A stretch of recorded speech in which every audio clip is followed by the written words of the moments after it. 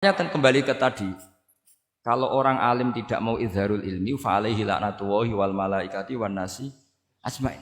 Misalnya saya ini terkenal membawa Islam yang mudah, yang menyenangkan. Orang itu sampai maksiat itu cari kesenangan. Orang sampai maksiat itu karena cari kesenangan. Tapi kalau kesenangan itu tidak didapatkan fit ta'at, karena ta'at dikampanyakan secara agak teroris. Kamu sholat tidak mesti diterima. Karena baju kamu enggak mesti semuanya halal, sujud kamu enggak mesti diteror, sehingga orang yang sholat tuh, sholat ya mesti ditompo, mendingan enggak sholat. Kita ini kan mikir seperti itu. Coba nyuwun sewu, kalau orang-orang Kristiani, kalau kampanye gimana? Setiap orang mati bersama Bapak di surga. Sementara kita sudah kiai mati masih didoakan ingkana musinan. Itu murid kita loh. Itu kan enggak sopan sekali. Murid dongakno gurune ingkana musinan. Gurune kok muksinane ditaklek ingkana musin. Cara aku dadi gurumu sembrono guru darane. Susah ya apa sing muni kana muksinan ije dikein. Itu kan saya belum pernah doakan Mbah Mun gitu. Kalau saya mendoakan beliau supaya diampuni, doa saya tak rubah gini. Ya Allah antal ghafur wa anta dzu maghfirah. Maka sepatutnya jenengan mengampuni guru saya. Jadi saya tuh kalau bilang ingkana itu kayak gimana gitu. Tapi ini urusan jauh ya, sampean nggak boleh protes. Tapi sanate ngono Gus, niki kitab ngono, sampean ngerubah sanad. Ya saya kalau nggak bisa apa-apa kalau sampean protes gitu. Sampean ngerubah adab kalau gitu. Nak protes-protesan. Lu coba misalnya Syekh Abdul Qadir Jailani itu Sultanul Aulia ya. Terus beliau misalnya wafat di pelosok. Terus kamu berdoa ingkana musinan coba. Ini ketuane wali di ingkana. Boyo wong ndek akhlak sithik gitu maksudnya. Wong sak donya iku ya tabarraku bi. Ya tabarraku nabi. Saiki ditaklek ingkana.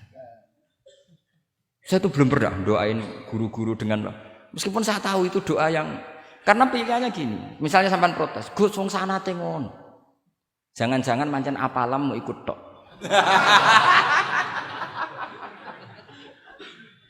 Loh Imam Syafi'i itu kalau doain mayit, ini sekaligus ijazah tapi haram ditiru. Ya tapi ijazah tapi haram ditiru. Imam Syafi'i itu pernah ngecewakan seseorang karena beliau itu idola, ada orang meninggal beliau diminta rawuh. Doanya hanya gini tok, ya Allah, Engkau itu tetap menjadi Tuhan meskipun tidak menyiksa orang ini. Jadi menyiksa orang ini tidak kebutuhan Engkau. Kalau tidak jadi kebutuhan Engkau ya tidak usah dilakukan, Gus. Itu terus pulang keluarganya gremeng, iki piye ndonga ngono tok. Tapi satu keluarga itu diimpeni mayat itu diampuni gara-gara doanya Imam Syafi'i. Ya Allah, anta ghaniyun, anta itu ghaniyun an adzabim. Engkau tidak perlu menyiksa orang ini. Engkau tetap Tuhan, tanpa menyiksa orang ini tetap Tuhan. Jika itu tidak kebutuhan engkau, ya sudah tidak usah dilakukan. Terus iya. Jadi kalau saya doain guru-guru ya Allah sifat ghafur engkau itu pasti efektif. Enggak mungkin sifatnya jenengan kok boten tembus. Ya sudah, ya seperti itulah ya Allah.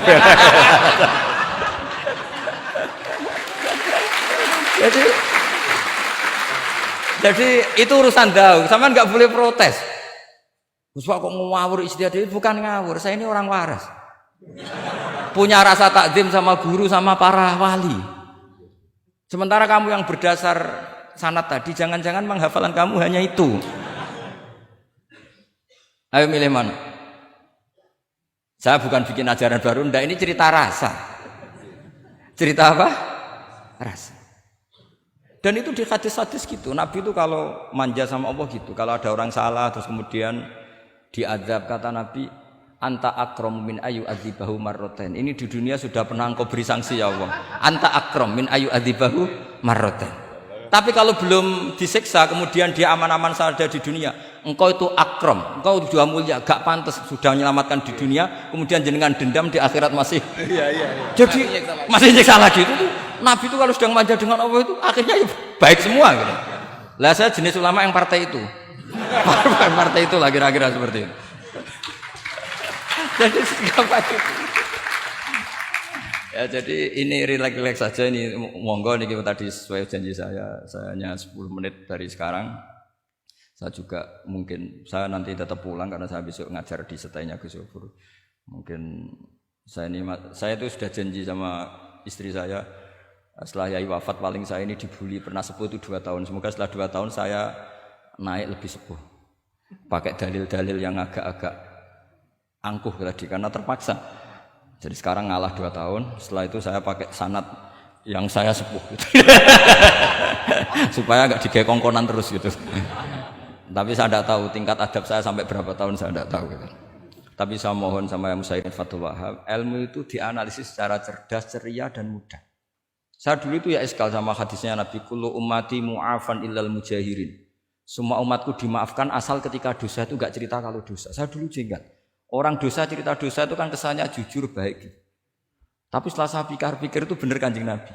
Misalnya sampean cerita ning anakmu, ya aku zaman mondok Ploso wis sering nak marung utang enggak bayar ya biasa. Ya biasa sekolah enggak munggah. Itu jujur apa mengajarkan? Mengajarkan suatu saat anak sampean goblok persis bapak. Maka penting, tidak jaru itu penting. Makanya kata Nabi semua umatku diampuni kecuali yang cerita-cerita dosanya. Karena dengan cerita itu artinya apa? Misalnya sampean zaman puber pacaran. Terus kamu cerita, "Ya aku dhisik untuk ibumu ya pacaran." Wis tak goncekno ngalor ngidul. Itu jujur, tapi soal anak kamu pacaran kan alasannya apa? Niru bapak. Tapi nak kamu sok suci, pacaran haram. Oh. Pak, lah kowe kok entuk ibu. Wah, itu pangeran peparinge. Lho kan yo ora bodoni, Pak. Wah, iku peparinge pangeran. Gak pacaran, Pak. Oh, pacaran haram. Lha kowe ora muni ora kan bodoni. Pacaran haram, Jeng. Aku untuk bojo peparinge Allah. Wah, itu dimaafkan malah itu. Lho coba nyuwun sewu, ini analogi ya nyuwun sewu. Kalau andekan semua yang pernah zina itu ngaku zina. Kalau itu jumlahnya 1000 saja, 1000 itu punya keluarga.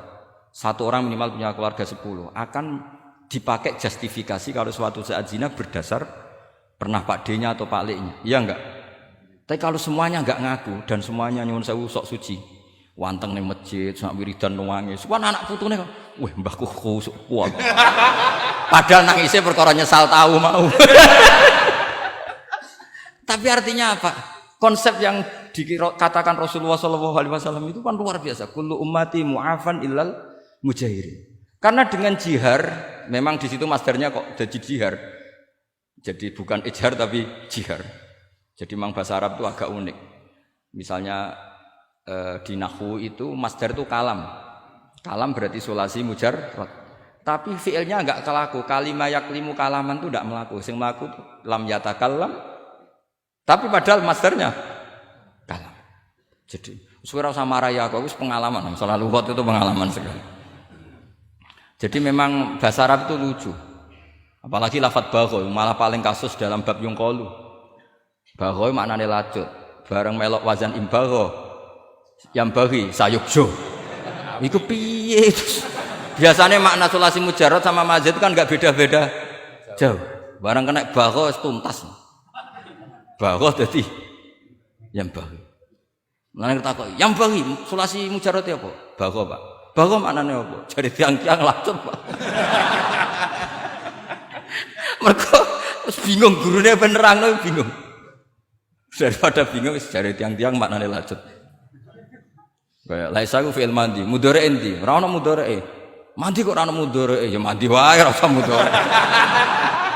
Terus repot bahasa Arab wis repot. Kene ora melok dibahas mau apa coba? Ya sudah takdir ngono ae sudah. Jadi apa yang dikonsepkan Rasulullah SAW itu pasti yang terbaik. Bahkan Imam Ghazali ikut berkampanye wa inna ya termasuk pemberian Allah terbaik adalah sitra, as-sitra itu atau tutup. Jadi hifdzul qaba'ih menjaga supaya keburukan kita tidak kelihatan itu termasuk kebaikan. Bukan dianggap tidak jujur karena tadi kalau semua keburukan kita tampakkan maka akan menjadi masif. Misalnya kamu cerita, misalnya insya Allah lah kita yakin semuanya kita insya Allah diselamatkan dari zina. Misalnya cerita dosa yang kecil-kecil saja. Misalnya ini pondok utang rambayar atau rokokan, gak jamaah. Terus kamu ceritakan anak kamu, itu bukan jujur, mesti sebagai alat. Jadi cara anak kamu, wah disanggup, cocok. Suatu saat aku goblok kayak bapak. Aku di sekolah sering ramunggah. Anakmu mondok wis tenang, santai. Nak ramunggah dalile bapak. Tapi nak kowe cerita mondok meniti, Ploso. Pirang tahun Pak? 10 tahun. Kepengen ngit mayai, kepengen mondok susu ben barokah. Munggah terus Pak, munggah. Maksudnya ora munggah kelas, munggah apa wae pokoke. Wis tenang. Karena itu bahaya, makanya kullu ummati mu'afan. Ma'is ketika ngaku zina itu Nabi itu enggak menolak sampai 4 kali. Ma'is yang memaksa Nabi supaya beliau melakukan raja, eksekusi. Semua ketika meminta saran sama sahabat, halla satarta bidzalik, kamu enggak usah cerita. Karena tadi logikanya kalau ada Ma'is ya, jangan-jangan yang lain juga ya, itu kan menimbulkan macam-macam. Itu hebatnya Islam, malah kita diajarkan awamastur aurati wa amin rawati. Kayak apa baiknya Islam? Tapi kita sekarang karena tidak baca hadis, lalu ada gerakan jujur. Mari semua meresapi dosa masing-masing. Kamu pernah ini istighfar terus nangis. Jebule gerakan ngono iku ya nyun sewu ya ono duwike kan yo repot. Tidak usah seperti itu. Ikuti hadis Rasulullah Shallallahu Alaihi Wasallam bahwa termasuk nikmatnya Allah Taala itu adalah tertutupi semua kesalahan-kesalahan kita. Dan itu barokah bagi hadaddin karena kesalahan tidak muncul. Nah, itu sudah untung, agama sudah untung. Ketika kesalahan tidak munculnya agama sudah ikut diuntungkan. Coba kalau semua yang maksiat itu kelihatan, kan seakan-akan hadil ardu mamlu'ah bil ma'asi. Tapi ketika maksiat itu sembunyi-sembunyi, kemudian sing syiar itu adzan, pengajian, kan bagus. Sama nggak boleh protes, tapi itu kan tidak jujur. Ya bukan masalah jujur dan tidak, ini satrul qabaih. Nah, ini namanya siasa. Namanya apa? Siasa. Siasa itu tidak harus politik tentang negara. Kita mengelola diri kita sendiri butuh apa? Butuh siasa. Jadi misalnya kamu cerita kebaikan kamu kepada anak, biar kebaikan itu ditiru. Tapi kalau anak kamu tanya, Pak, sampai nanti salah, itu sesuatu yang paling saya takutkan, Cung. Karena aku sering na'udzubillah minas salah. Tapi Bapak pernah salah enggak? Itu pertanyaan enggak penting. Karena tadi bahaya. Lu enak, maksudnya beragama seperti ini tuh enak. Kullu ummati mu'afan illal mujahid. Itu kan luar biasa. Jadi semua umatku itu diampuni asal tidak cerita-cerita. Misalnya gak cerita ke anak, cerita ke teman. Aku di gendaan, tahu tak ambung. Mesti pikiran kamu, yang pondok is pengurus jebule tahu ngono. Mesti digo, suatu saat aku nak ngono, awas. Atau nak caiki keamanan, awas kita kandakno kan gitu. Tetap ini menjadi alat maksiat bagi yang lain. Jadi tapi saya dulu itu iskal, kenapa ada hadis seperti itu? Tapi setelah saya analisis, memang kalau ijtihad atau ijhar itu efek negatifnya luar biasa. Dan kita harus iktidak bi Rasulillah sallallahu alaihi wasallam. Ya tentu idealnya yo ora maksiat, yo ora konangan maksiat. Memang karena ndak pernah itu ideal. Memang enggak konangan karena ndak pernah melakukan. Ya saya kira demikian, saya mohon supaya ya tadi ya saya Fathul Wahhab dari kitab Manhajut Tullab. Itu dikarang Zakaria Al-Ansori piyambak Zakaria. Tapi kitab itu sebenarnya dari Minhajut Thalibin dari kitab Al-Muharrar, itu dari kitab Basit Wasit Wajiz, terus itu dari kitab Nihayatul Matlab fi Dirayatil Madhab, itu mensarai kitab Mukhtasarul Muzani karangannya Imam Muzani ketika diimlakkan Imam Syafi'i, karena semua karangan Imam Syafi'i itu amla alaina Syafi'i ya, amla alaina Syafi'i, makanya kalau sampai ngaji muin qala fil Buaiti, Buaiti itu nama orang, Aqala Syafi'i fil Buaiti, Aqala Syafi'i wa amlahu alal Buaiti. Makanya qala fil Buaiti, qala fil Muzani itu nama orang. Artinya karena Imam Syafi'i itu hanya mengemplakkan. Terus muridnya nulis.